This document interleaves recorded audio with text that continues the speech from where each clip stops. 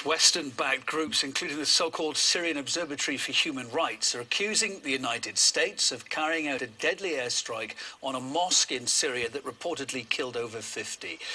Here are some of the latest pictures from that site, or what is left of it, showing the aftermath of the attack. The video can't be independently verified, but it seems the strike took place on territory held by anti-government militants.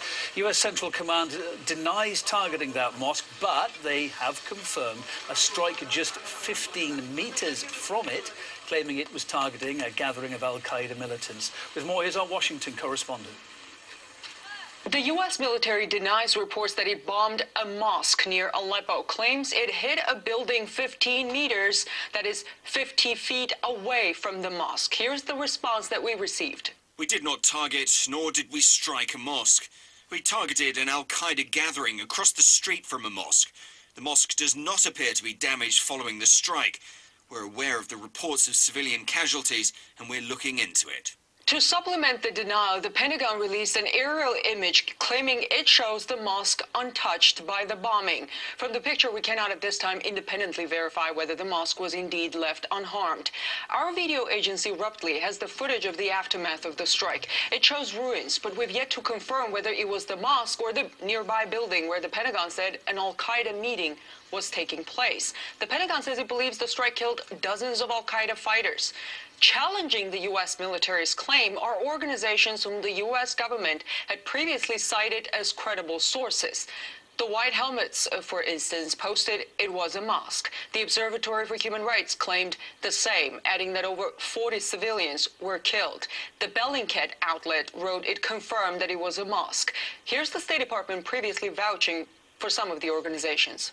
It is reputable aid agencies. World Health Organization, or Doctors Without Borders, the Syrian Observatory for Human Rights. The White Helmets. This group, as I said, has saved some 40,000 lives. They're first responders.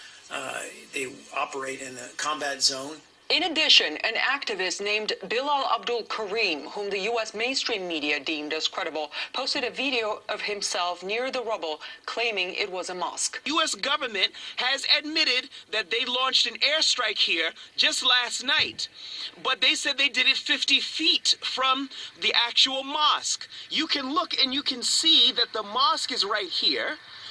And all of this, which has been hit behind me, is all a part of the mosque compound. It has to be noted that Bilal Abdul Karim was reported to have been embedded with al-Nusra, which is al-Qaeda in Syria. He has posted many reports from Aleppo, notably from the side of the rebel militants. In one of them, for instance, he's seen with a militant wearing a suicide vest. Here's more. Now, if you can get a little bit closer here, and you will see what this is. This is an explosive belt. This is what a lot of the fighters are wearing. Why? Because they don't feel that they can trust the regime. People are executed. It's as simple as that. What do people like you plan to do if this area falls? Well, I don't know. If I'm just being honest with you. Abdul Karim's credibility aside, it's worth noting that the organizations that the U.S. government previously presented as credible are now accusing the Pentagon of hitting a mosque and killing dozens of civilians. Bilal Abdul Karim mentioned there's recently tweeted that an outlet he's been reporting for has been suspended on Twitter after he posted accusations towards the US. That outlet, he mentions, has been notorious for regularly providing a platform to internationally recognized terrorists. Independent journalist Rania Khalek, who's been covering the Syrian conflict on the ground, told us the US seems to be bombing the fighters they previously supported. Well, it's interesting, right? Because these groups have largely been funded by Western governments, especially in the case of the White Helmets. And what you have here is the U.S. has changed its policy in Syria in recent months, especially in the past few weeks, where it's actually beginning to target al-Qaeda areas, whereas in the past, the U.S. has been siding with the areas that have largely been under al-Qaeda control.